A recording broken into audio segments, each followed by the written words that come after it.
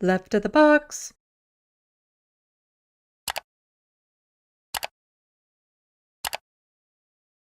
But speaking of the rent and stuff, I just want to make a quick correction from a story that I covered in my last live stream. So I had an article from Trillium that I was reading, and this is a new article from Trillium saying the Ford government says its data was botched. So how many people are homeless in Ontario? So Trillium had released an article saying the housing minister spokesperson was saying that 234,000 people were unhoused. And that was the unofficial estimate of homeless in Ontario. And now they're saying, okay, maybe not. So here, Ontario has a homeless problem, a bad one, but the Ford government now says it's not as bad as the unofficial estimate of homelessness of 234,000 people, or around 1.5% of the population, recorded in an internal government document. So this is recorded in an internal document.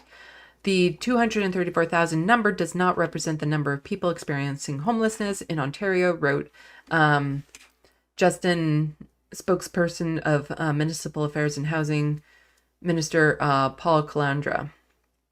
Various opposition and municipal politicians seized on the figure, but let's see. Here's where I wanted to get to. So Trillium had twice requested further information on those statistics from the housing minister's spokesperson the week before the story was published. It was only after the uproar that the official issued a statement saying they were inaccurate. However, they still have not said what that actual number was, where this number is coming from. So there's still an excruciatingly high percentage of people in this province who are unhoused, who shouldn't be. And this is, again, policies from Doug Ford. So in the media, especially on left-wing channels, you do hear a lot about the housing crisis in the United States. You don't hear nearly enough about the housing crisis here in Canada. It is so much worse here in Canada than it is in the United States, and it's not receiving a fraction of the attention.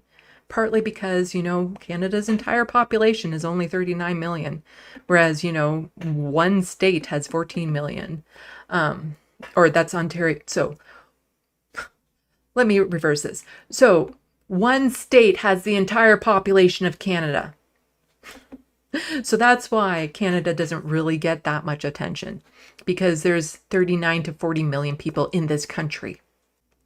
So if we had the same housing crisis as California does, then across the country, we would have 180,000 people without a home versus,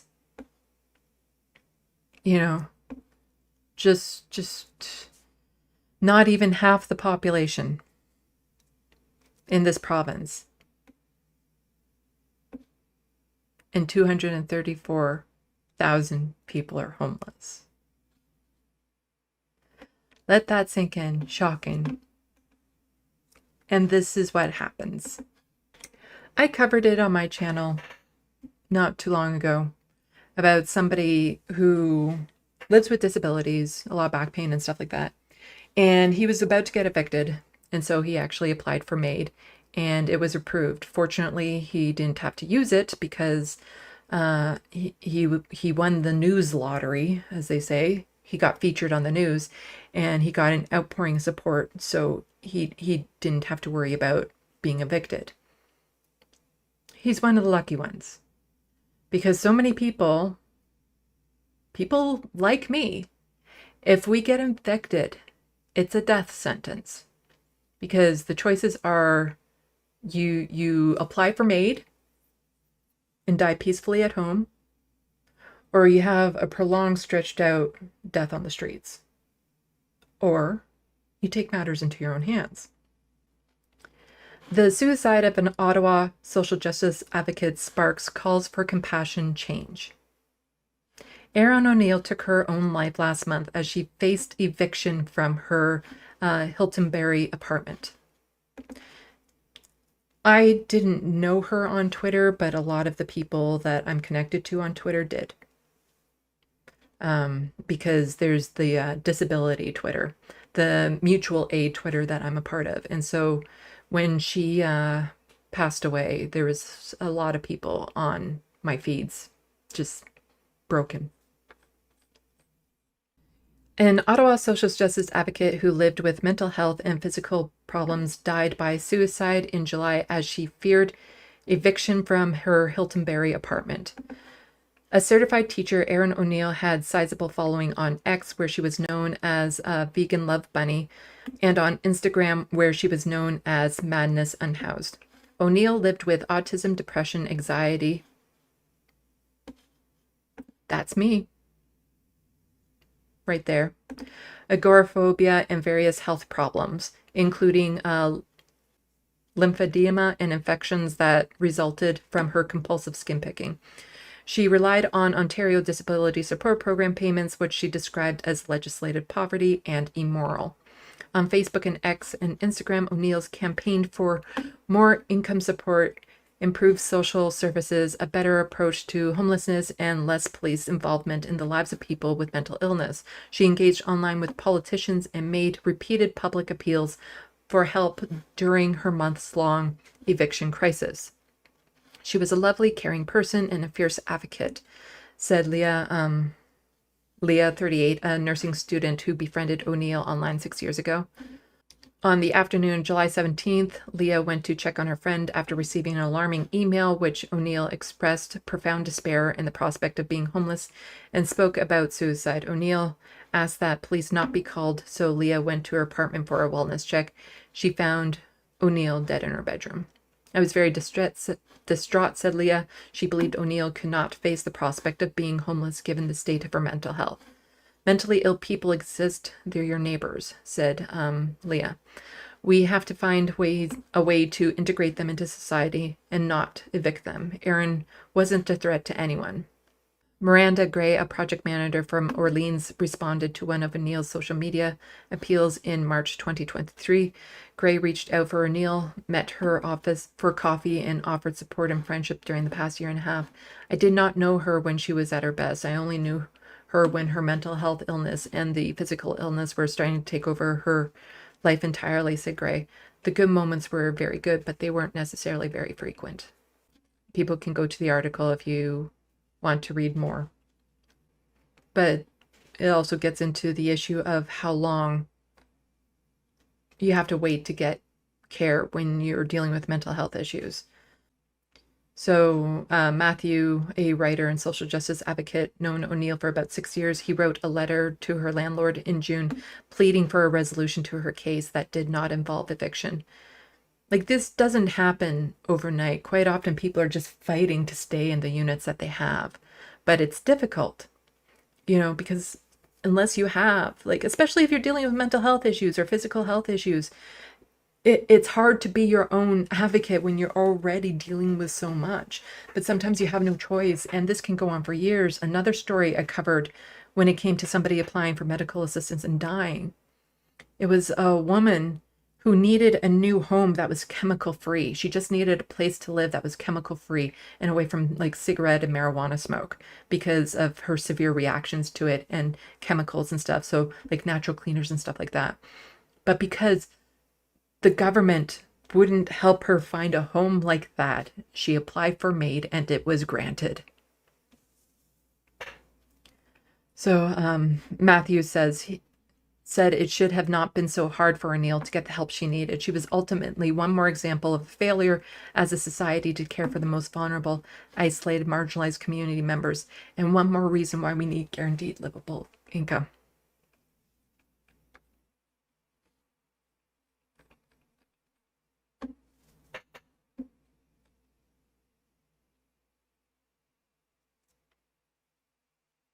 I just need a minute.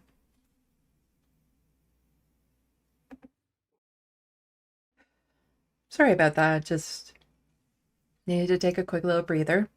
I've not been in a good headspace lately, for reasons. So, covering a story like this, that especially so one that I can relate to so much, because the only difference between her and me right now is I have a rental contract that keeps me where I am.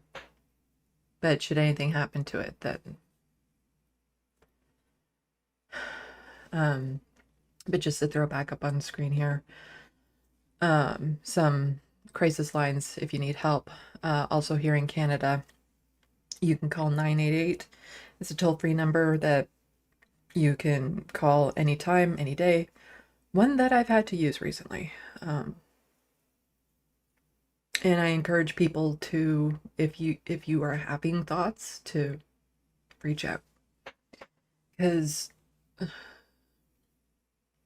I have friends that I can talk to and stuff, but they're not trained to deal with me when I'm in low spots. So, you know, it's sometimes you just need somebody to talk to who won't freak out when you mention where your head's at. And that's why these lines can be important, to just call to maybe just let a little pressure out of the valve. So you can also, like I said, call 988 in Canada, anywhere across the country, French or English, if you just need to talk. Hermit Horologist and Looney Tunes 9000, 1200. I think it's actually, it's higher than 1200. It was 1200. Like, we're talking about roundings and stuff. It's not that it's like what, 13 something hundred now.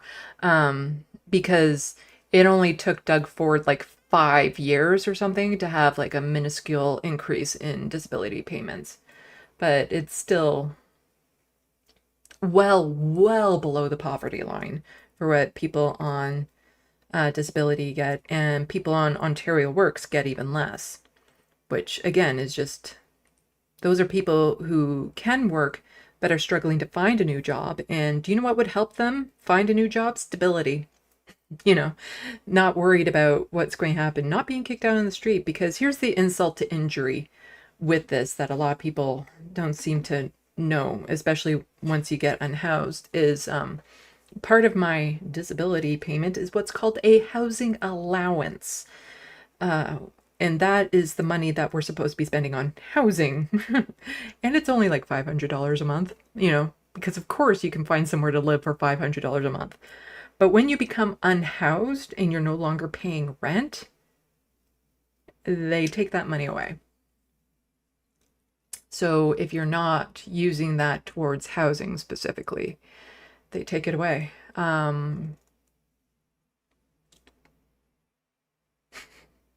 So then how are you supposed to get housed again with under $1,000 a month in payments? That's one of the sick twists about that a lot of people, unless you're on the system, you don't know that. So life, a woman needed a wheelchair or a stair lift and was denied, and because she needed to live, Canada offered her medical induced unalive. That's insane. Yeah, when they make it more accessible to apply for medical assistance in dying than to get the supports you need. That's why I say ongoing genocides in this country, because that's not right. I have lots to say on medical assistance in dying, as anyone who's been on my channel for a long time knows. I'm not against the concept, I'm just against how this country does it.